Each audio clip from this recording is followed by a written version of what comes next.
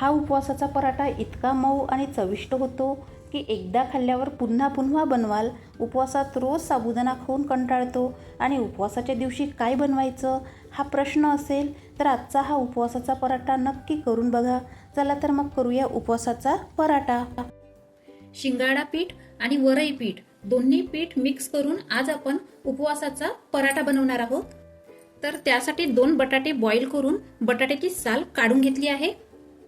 आता या बटाट्याला किसणीने किसून घ्यायचे आहे। आता यात घालायचं आहे अर्धा कप शिंगाडा पीठ, त्याच कपाने मोजून घालायचं आहे अर्धा कप वरई पीठ, 1 चम्मच जिरा घालायचा आहे, 1 चम्मच काली मिर्च पावडर आणि 4 चम्मच भाजलेल्या शेंगदाण्याचा कूट घालायचा आहे। 6 ते 7 हिरवी मिरची जाडसर कुटलेली, चवीपुरतं सेंधा मीठ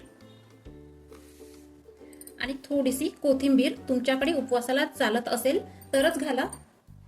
1 चम्मच साजूक तूप घालायचे आहे आणि छान मिक्स करून हाताने पीठ मळून घ्यायचे आहे। यात पाणी मात्र अजिबात घालायचे नाही, माप मात्र परफेक्ट घ्यायचे। पीठ बघा आपले छान मळून झालेले आहे। आता यावर थोडेसे तेल घालून पुन्हा पीठ छान सॉफ्ट करून घेऊ। आता एक पोळपाट घ्यायचा, पोळपाटावर पॉलिथिन ठेवायची, पॉलिथिनवर थोडंसं तेल घालायचं आणि पूर्ण पॉलिथिनला तेल लावून घ्यायचं। आता तेलाने ग्रीस केलेल्या पॉलिथिनवर पराठ्याचा एक गोळा ठेवायचा, लगेच यावर तेलाने ग्रीस केलेली दुसरी पन्नी ठेवायची, बोटाच्या साहाय्याने पराठा असा पसरवून घ्यायचा। तुम्ही हा पराठा शिंगाड्याचे पीठ थोडेसे लावून लाटून पण घेऊ शकता। बघा किती मस्त गोल शेप मध्ये पराठा झालेला आहे। आता तव्यावर थोडेसे तूप घालायचे, तूप तव्याला पसरून घ्यायचं आणि यावर पराठा घालायचा। गॅसची फ्लेम मात्र मध्यम ठेवायची, वरून पण थोडेसे तूप घालायचे। आता पराठा आपण पलटून घेऊया। आता दोन्ही साइडने पराठा गोल्डन कलर येईपर्यंत भाजून घ्यायचा। बघा दोन्ही साइडने छान गोल्डन कलर आलेला आहे आणि छान भाजून झालेला आहे। आता हा पराठा आपण एका ताटामध्ये काढून घेऊया।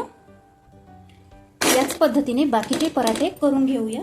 तुम्ही हा पराठा दह्यासोबत किंवा असाही खाऊ शकता, कारण झालाच तेवढा टेस्टी।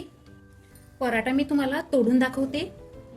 पराठा स्वादिष्ट पण झालेला आहे आणि नरमलच्च झालेला आहे। तर कमेंट्स करून नक्की सांगा, व्हिडिओला लाईक करा आणि चॅनलला सबस्क्राईब करा। पुन्हा भेटूया नवनवीन रेसिपी बरोबर, तोपर्यंत राधे राधे।